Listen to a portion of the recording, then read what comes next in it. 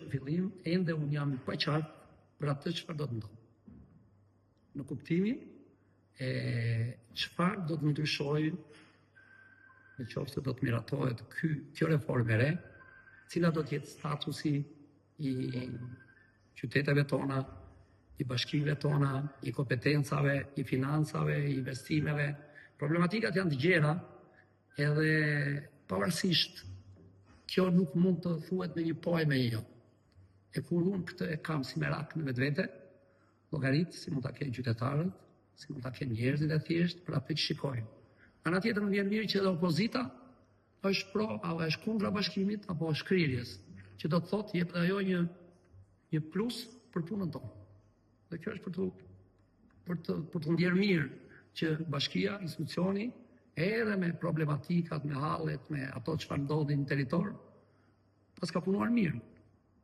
Megjithatë, vizioni që qeveria, vizioni që parlamenti, vizioni që institucionet po shikojnë, ndoshta e shikojnë një prizëm tjetër që në fakt projekt vendimi e thot me nocione, me fjali, por nuk e shtjellon, pasi kjo reformë nuk kërkon vetëm një ndryshim ligjor për efekt asaj çfarë fola me këtë projekt ligj i cili ka shkuar në parlament.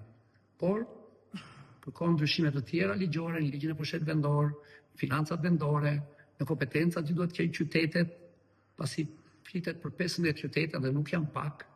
E midis tyre Maliqi edhe Divjaka janë dy qytete goxha me peshë, me popullsi të konsiderueshme që vetëm me censusin e fundit Maliqi ka rreth 31.000 banor, nga 65.000 e kusur që ka në gjendje civile. Që do të thotë që flasim për një komunitet goxha të gjerë, me një bashki me shtrirje goxha të madhe, edhe të gjitha këto unë tashmë jam duke i përgatitur për t'i çuar një material kuvendit të Shqipërisë me të gjitha ato çfarë unë mendoj për këtë reformë administrative. Nuk është kaq e thjeshtë. Më kanë pyetur qytetarë të ndryshëm, media të ndryshme, rrjetet sociale të ndryshme, cili është mendimi juaj.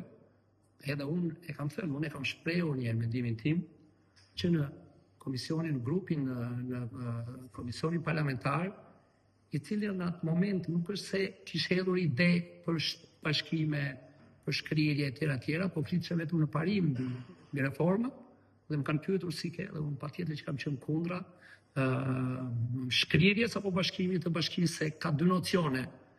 Nocioni që materiali vjen në projekt ligj nuk është shkrirje, po është bashkim dhe kanë nxjerrë në një nocion tjetër që kemi saktë edhe me projekt ligjin.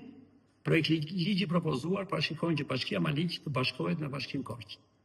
Dhe organizimi i brendshëm propozohet të kalojë nga bashki në njësi administrative që jemi sot, në bashki, qytet, në njësi administrative. Domethënë, projekt ligji parashikon që qyteti i Maliqit të ketë një organizim siç e ka patur me njësitë administrative. Njësitë administrative të Maliqit nuk do të varen nga Korça, po do të varen përsëri nga Maliqi.